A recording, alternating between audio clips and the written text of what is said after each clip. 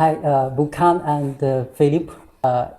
Very pleased to have a talk with you regarding the intraoral scanner, your experience with Alliedstar intraoral scanner, and also your insights on the digital dentistry. So, firstly, may I know what you first time test the scanner? What's your first test? Thank you first of all for our conversation. I think it's always good to share some information and knowledge. We came up with Alliedstar with the company 2 years ago almost. 2 years ago. But with the first step is when we first introduced the exactly, AS100. the AS100. Yeah. And the reason was simply that we are have been looking for easy to use, open STL and open scan system in terms of the strategy behind the company. To be open-minded, to be open with data, but also to be with one good handpiece and equipment stuff. And this is almost 2 years ago with the AS100, was quite successful. Yeah. Come back to your personal background. I know you are one of the person that is very expertise in the digital dentistry since I think 2003. Well, yeah. Firstly, you started the CBCT business. Exactly, that's true. We did a lot. So from the personal background in terms of profession, it's quite easy. I started 2003. Yeah. So I was always imaging guy. So I'm really a nerd in terms of imaging, especially CBCT, but also what is coming out as a data set. Merge data sets, get an easy to live processing workflows. Yeah. This is what we did since 2003, and almost since 15 years we are dealing with that kind of imaging files, interface design, CBCT, scanners, cameras, intraoral cameras. I think that's what we are doing. What have you seen on the changes on the intraoral scanner in recent years? Let's say from maybe back to 5 years ago? And very brief. I think 5 years ago is not really the game changer from our point of view.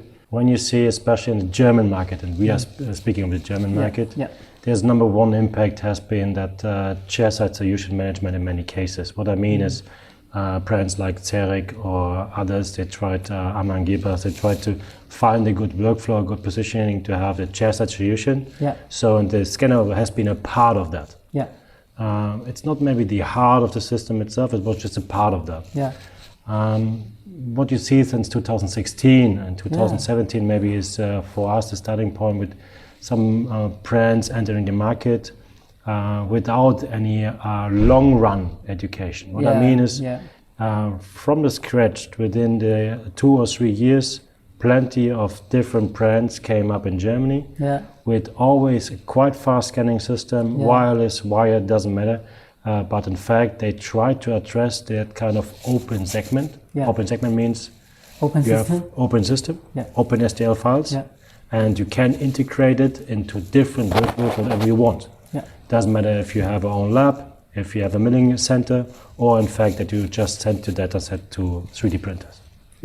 So regarding the intraoral scanner, what do you think will be the trend for German market and the rest of the world?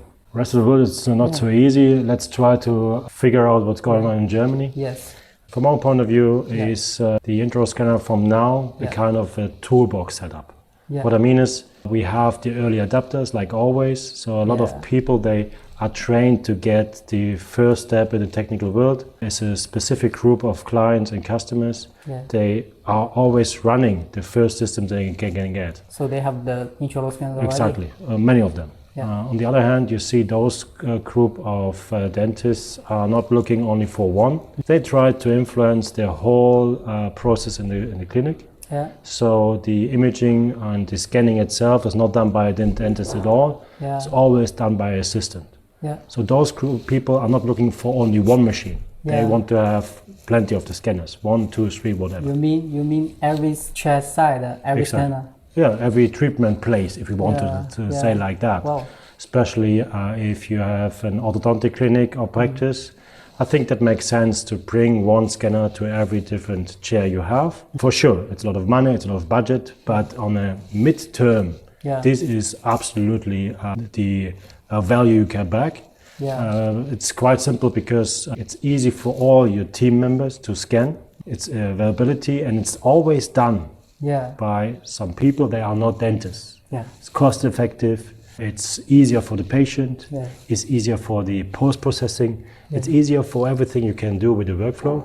Yeah. So that's what we are seeing in the future. And this is done by those guys with all the adapters.